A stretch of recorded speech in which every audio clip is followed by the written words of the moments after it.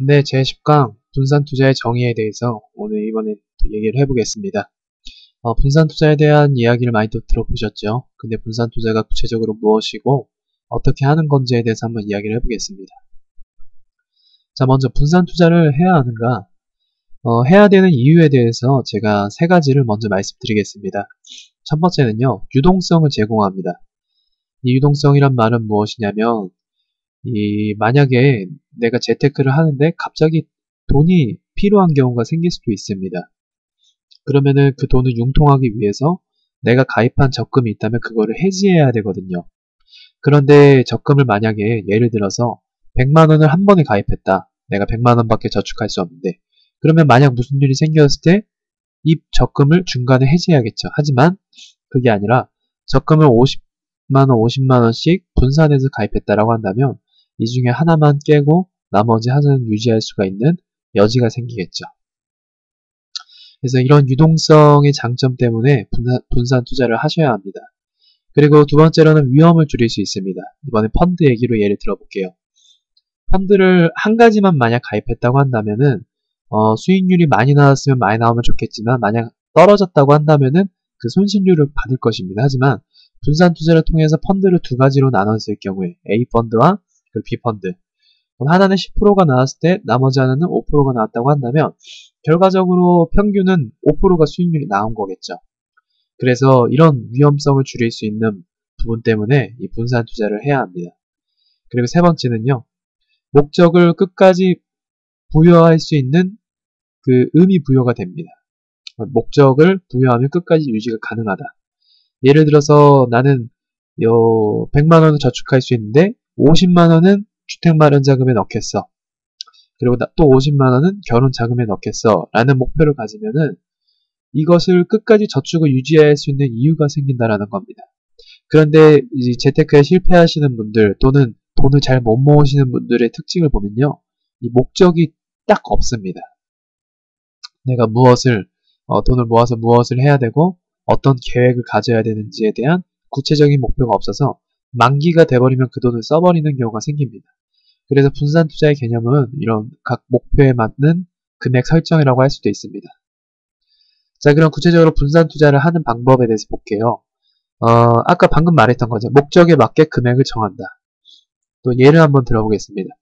3년 뒤에 내가 100만 원씩 저축을 하려는데 3년 뒤에 결혼하겠다. 그러면 결혼자금을 위해서 80만 원. 더불어서 미래에 대한 주택 마련 준비도 하고 싶다라고 한다면 10년 뒤에 주택 마련 자금을 위한 20만 원을 따로 분산하는 겁니다. 이렇게 할 경우에는 결혼 자금에 대해서 딱 충분하게 준비를 하고 그리고 지금부터 미리 10년 뒤에 주택 마련 계획을 들어갈 수 있다는 거죠. 이러면 자금에 굉장히 효율적으로 움직일 수가 있습니다. 만약에 결혼 자금을 다 100만 원씩 했는데 좀 남았어요, 금액이. 그러면 그 돈을 쉽게 써버리겠죠. 목표가 없으니까. 그래서 이런 의미가 있다라는 거. 그리고 중요한 건요. 또 다음은 성격이 다른 투자 대상에 투자한다입니다. 무슨 말이냐면 주식형 펀드 20만원 또 주식형 펀드 20만원 이렇게 가입했을 경우에는 이건 분산 투자가 아니라는 거죠. 왜 그러냐면 주가가 폭락하면요. 어떤 주식형 펀드를 여러분이 가입하시던 간에 이 두 가지 모두 떨어집니다. 주식시장이 막 떨어지는데 위로 올라가는 주식형 펀드는 좀 이상한 펀드입니다. 사실 그런 펀드는 거의 없고요. 어떤 주식형 펀드든지 시장이 떨어지면 하락되는 특징을 갖고 있습니다. 하지만 주식형 펀드 20만원 그리고 금펀드 20만원이라고 한다면 이 두 가지는 성격이 다릅니다. 그렇죠? 주식이 떨어진다고 해서 금값이 떨어지지 않습니다. 금값이 올라가면 올라갔지. 그래서 이런 식으로 분산 투자하는 게 요령인 거죠. 발음이 잘 안되네요. 자, 다음은 또 단기, 중기, 장기로 구분해서 분산 투자한다 입니다.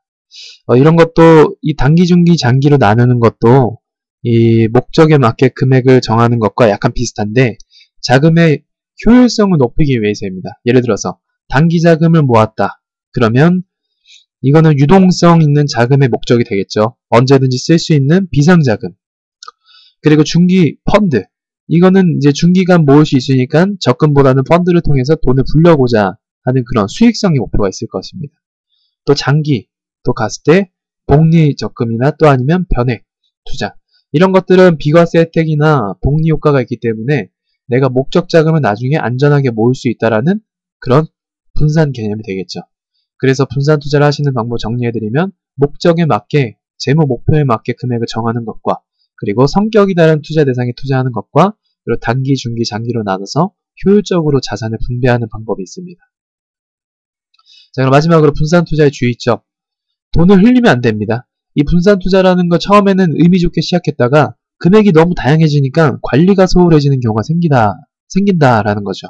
그래서 이 부분에 대해서는 본인이 스스로 체크를 잘 하셔야 합니다. 이거 체크가 너무 크네요. 자, 그 다음엔 제대로 알고 분산해라.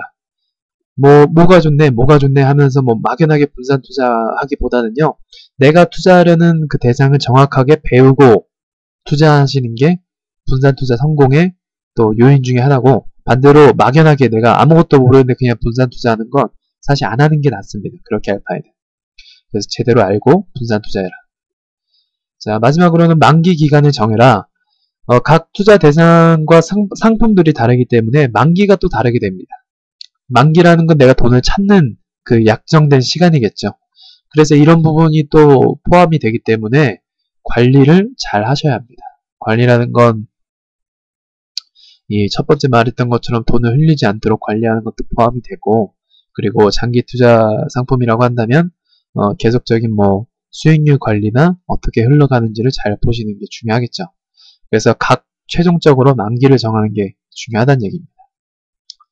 어떤 시점에 내가 돈을 다 찾을 것인가 라는 거죠. 자, 여기까지 말씀을 드렸고요. 이 다음부터는 이제 제대로 알고 분산해라, 이 부분에 대해서 제가 좀 집중적으로 얘기하고 싶습니다. 무엇이냐면 이 각 투자 대상이 굉장히 많다라는 얘기인데, 그런 각 투자 대상의 제가 특성에 대해서 이야기를 해보도록 하겠습니다. 자, 이상으로 또 강좌를 마치도록 하겠습니다.